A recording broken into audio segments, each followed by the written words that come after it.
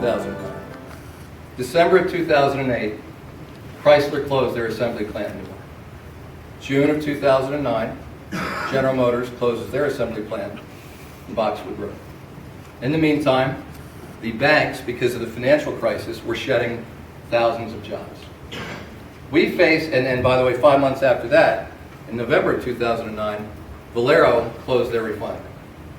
We faced a free fall, unlike anything that this state had seen in decades, many decades.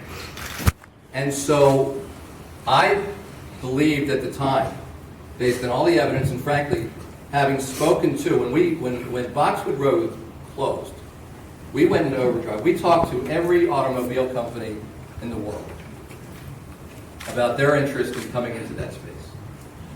And part of the challenge, and some people may have forgotten this, is that when GM closed, that was the end of the East Coast car manufacturing plants. Chrysler was the next to last one. There used to be one in Jersey. There were a few others in the area. But what happened, those plants had operated for some period of time at a cost disadvantage, because in order to get the parts from the Midwest to the East Coast, there was a several $100 per car penalty that they were paying. And this is one of the reasons that, unfortunately, both of those plants closed. And so we were in a position where, based on our outreach to all the other manufacturers, frankly, based on our outreach to other manufacturers who weren't even in the automobile business, and the fact that at the time Fisker had gotten this commitment for hundreds of millions of dollars from the federal government and ended up raising over $1 billion from private investors, we believed at the time, I believed at the time, that that was our best chance of getting people working again at that plant. And it's obviously, and I'm not going to, it could take a long time to sort of rehash all that, it's obviously not where we would like it to be. So, but you ask generally, I mean, there is no question that it's best, that we love to compete based on all the things that I just mentioned over here. Quality of schools, quality of workforce, cost of doing business, responsiveness of government, quality of life, and the linkage with institutions of higher education. That's where we love to compete. Doesn't always work that way. Let's take the refinery as an example. November of 2009, the Valero refinery closed. Again, this is on the heels of GM closing and Chrysler closing, and the bank shedding. Well, we made a determination, and boy, you talk about going into overdrive. We talked to people who were in the oil and the refinery business all over the world. I talked to people on almost every continent. Went to meet with ambassadors of oil-producing countries.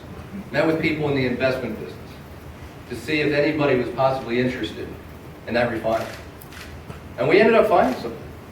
It was somebody who had a lot of experience in the industry, and importantly, somebody who had raised and had the capability of raising hundreds of millions of dollars to keep that refinery going. It is, I believe, there are a lot of refineries that have closed in this country. I think it's the only one, if it's not the only one, it's one of a very small number that have reopened. And as a result, you go up there and you see the people who are working every day in good jobs. You talk to the local businesses who are getting the benefit of the spending of people who are working there. So if you ask me, was that the right call? I think that was the right call. And I understand. There's no question. I mean, we're talking, when we make investments like that, it's with your tax dollar. And part of my job is to make sure that we're doing the very best we can to get you the best return on your tax dollar. And so I wish that everyone worked out well.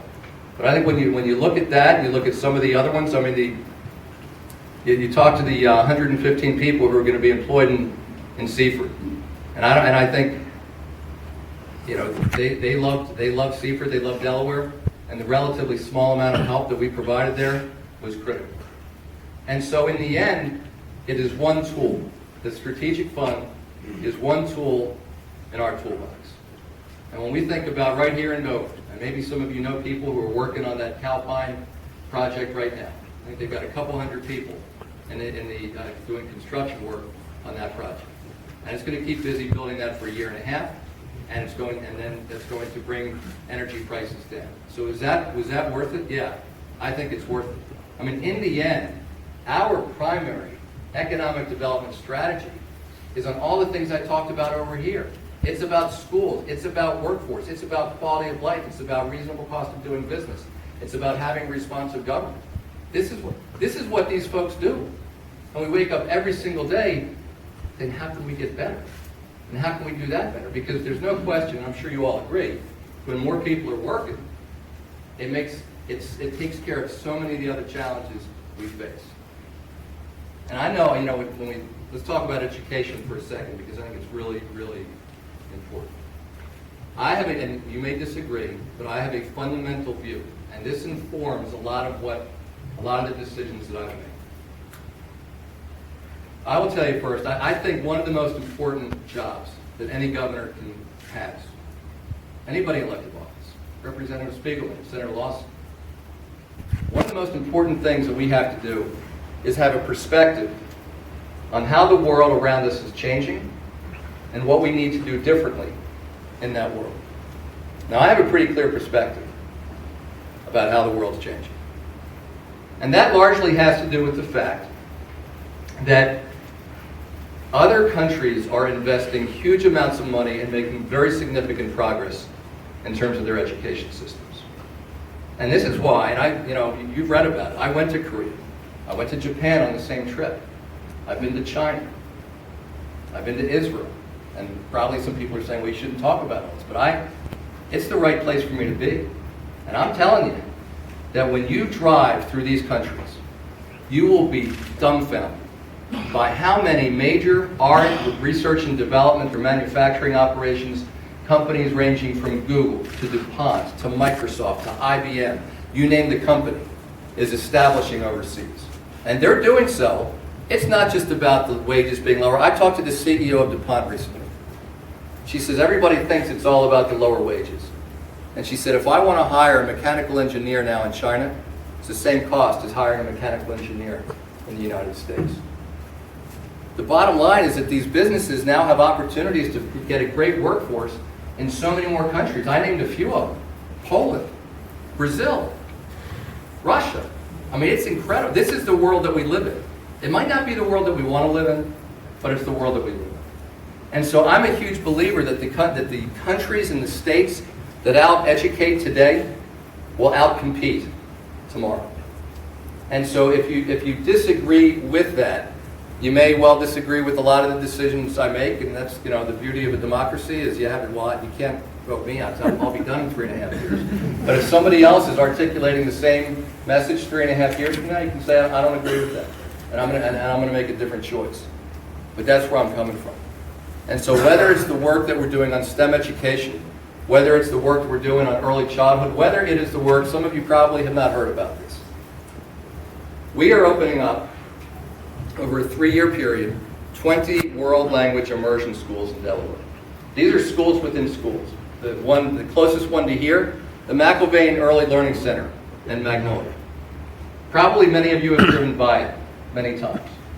And what you probably don't know is that as of last year, they have 100 kindergartners who spend half their school day learning science, social studies, and math in Chinese. These are 5-year-old kids. By the time they're in the 4th grade, they will be proficient. By the time they're in the 9th grade, they'll take the AP test. Now leave aside for a moment, the fact is there's plenty of research that shows that children who learn in a bilingual education happen to do better in a lot of their other subjects. That was not actually my motivation for doing this, although I think it's a pretty good one. But the point is, even in our state, if we think about the employers who are here, who are based elsewhere. I know we're far from Claymont here, but probably many of you know that there's a steel plant that operates in Claymont. It's been there a long time. The company that owns that steel plant is Russian. We have 2 companies here that are based in Taiwan. We have a company in Delaware City that's based in India. We have companies from all over. And this is the new world that we live in. And I think the message that it sends to employers and the opportunities that it provides to our kids for them to compete successfully in this different kind of world, I think is really cool.